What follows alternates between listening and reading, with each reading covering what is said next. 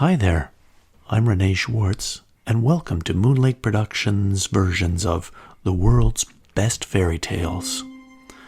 This series is for listeners both young and old, and features stories from the Grimm's Brothers, Hans Christian Andersen, Arabian Nights, and some of the best classic tales.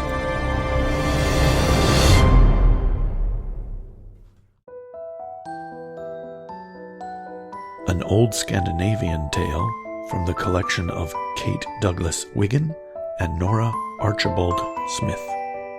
The Town Mouse and the Country Mouse. Once upon a time, a town mouse met a country mouse on the outskirts of a wood. The country mouse was sitting under a hazel thicket plucking nuts. "Busy harvesting, I see," said the town mouse. "Who would think of our meeting in this out-of-the-way part of the world?" "Just so," said the country mouse. "You are gathering nuts for your winter store?" asked the town mouse. "I am obliged to do so if we intend having anything to live upon during the winter," said the country mouse. "The husk is big and the nut full this year, enough to satisfy any hungry body," said the town mouse.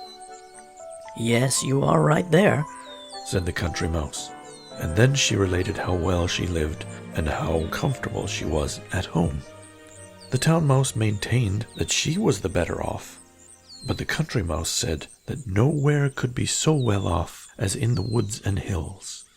And as they could not agree on this point, they promised to visit each other at Christmas. Then they could see for themselves which was really the more comfortable. The first visit was to be paid by the town mouse.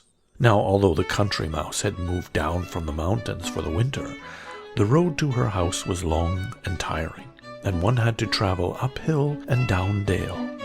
The snow lay thick and deep, so the town mouse found it hard to work to get on, and she became tired and hungry before she reached the end of her journey. "How nice it will be to get some food," she thought. The country mouse had scraped together the best she had. There were nut kernels, polypody, and all sorts of roots and many other good things which grow in woods and fields.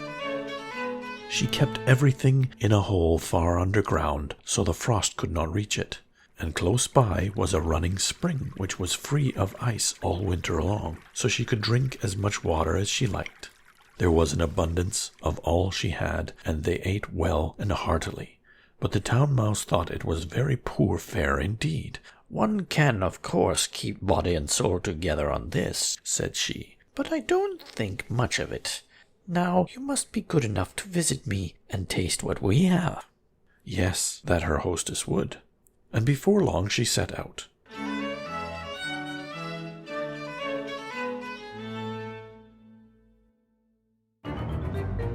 The town mouse had gathered together all the scraps from the Christmas fare which the woman of the house had dropped on the floor during the holidays.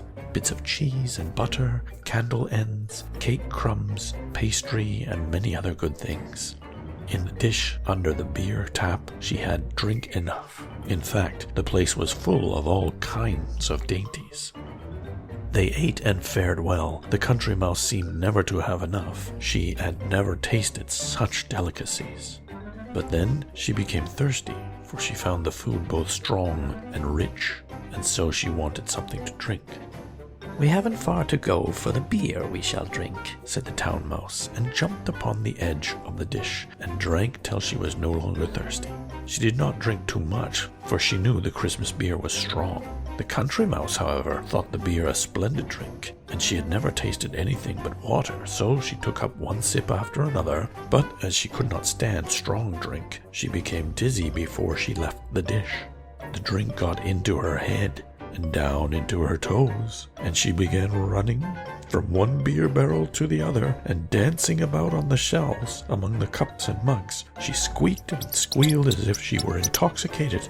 "You must not carry on as if you had just come from the backwoods and make such a row and noise," said the town mouse. "The master of the house is a bailiff, and he is very strict indeed."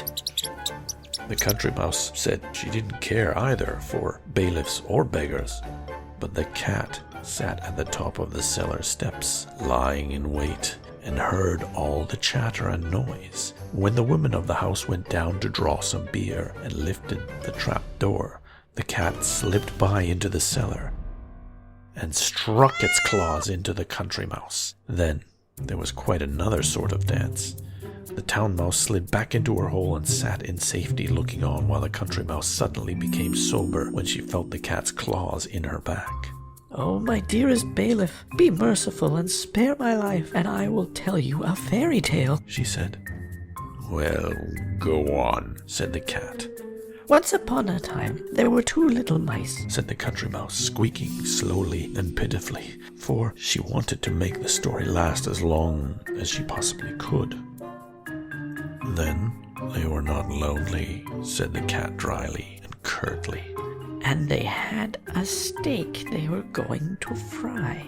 "Then they could not starve," said the cat. "And they put it out on the roof to cool," said the country mouse.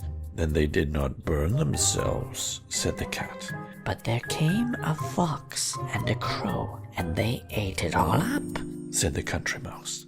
"Then I'll eat you," said the cat. But just at that moment, the woman shut the trapdoor with a slam, which so startled the cat she let go her hold of the mouse.